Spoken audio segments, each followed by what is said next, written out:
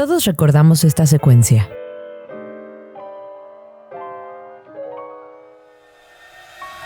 Orson Welles tuvo un debut destacado con Ciudadano Kane. Comprendió desde el principio cuál era la clave para convertirse en un gran director. En sus palabras, en el cine hay realmente muy pocas personas que sean directores, y entre estos, hay muy pocos que hayan tenido en alguna ocasión oportunidad de dirigir. La única dirección de importancia real se ejerce durante el montaje. Yo necesité 9 meses, 6 días semanales para montar Ciudadano Kane. De entre todas las herramientas del montaje cinematográfico, la elipsis es una de las más utilizadas, y tal vez la más conocida es aquella donde ese hueso se convierte en nave, como representación del brinco evolutivo de la especie humana, un elemento recurrente en el argumento de 2001, Odisea del espacio.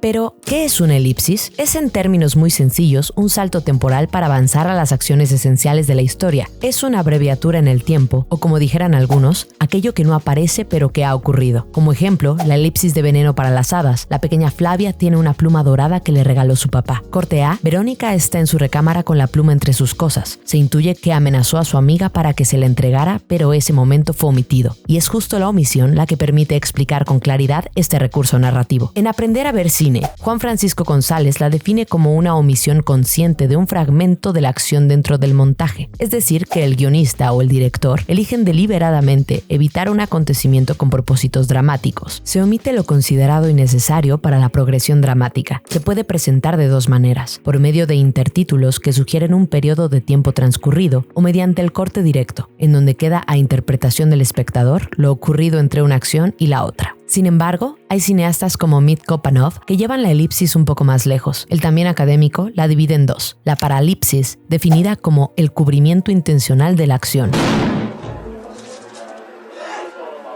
O en palabras más sencillas, una omisión no dependiente del corte, sino como una acción oculta o faltante dentro o fuera del plano. En palabras de Mitko, el incidente en sí, el cual constituye el momento clave de la escena, falta. Esta manifestación de la elipsis propicia la participación activa del espectador, como ejemplo la escena del abuso en Paisaje en la niebla. Frente a nosotros un camión, cuya parte trasera oculta el acto en su interior. Este queda a la interpretación del espectador. La escena es cruel por simplemente sugerir e invitar al público a construir esa omisión. Para ejemplificar una acción fuera del plano, está Ven y mira de Elem Klimov. El pequeño Florian vuelve a su hogar. Su familia no está, pero el sonido recurrente de las moscas advierte al joven. Intuye lo sucedido, que se nos confirma una escena más adelante. Afuera están apilados varios cadáveres.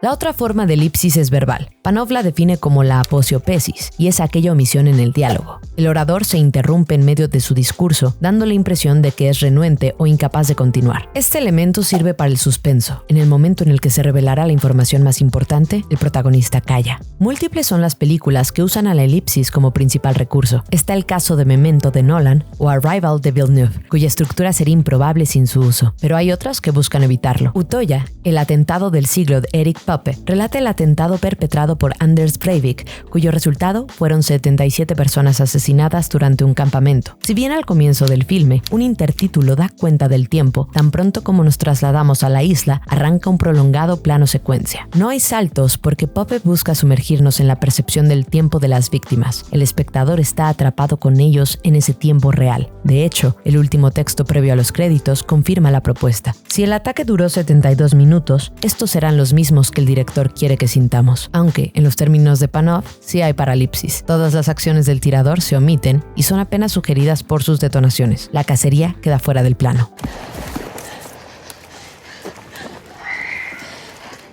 Pero ¿qué pasa cuando avanza el tiempo sin omitir información? Es decir, aquellas elipsis que ocurren sin corte. En La eternidad y un día, de Theo Angelopoulos, narra la historia de Alexandros, un poeta que, entre otras cosas, intentó finalizar la obra de un colega de otra época. El cineasta no los une solo mediante la poesía inacabada, los junta temporalmente y sin cortar. Si Tarkovsky argumenta que el cine es tiempo, el griego lo trabaja como pocos. Un simple movimiento horizontal de la cámara le sirve para transitar entre dos épocas. Al principio se cuenta la anécdota y y después, tras ese desplazamiento, nos enseña al protagonista del relato, una elipsis en donde el mar es utilizado como elemento de transición. El tiempo de duración del trazo tiene un porqué. En el agua en calma estamos viajando décadas. Finalmente la cámara se posiciona para observar el carruaje, concluyó la elipsis. Esta secuencia sirve como preámbulo para su propuesta final, empalmar tiempos y relacionar a ambos personajes, solo que plantea la narración a la inversa, arranca en el pasado y desde el agua. Un bote avanza lentamente, después un castillo en ruinas. Ahí espera el poeta, confundido e incapaz de concluir su escrito. Al fondo Alexandros, que camina hacia él. Angelopoulos fragmenta el tiempo, sin cortar,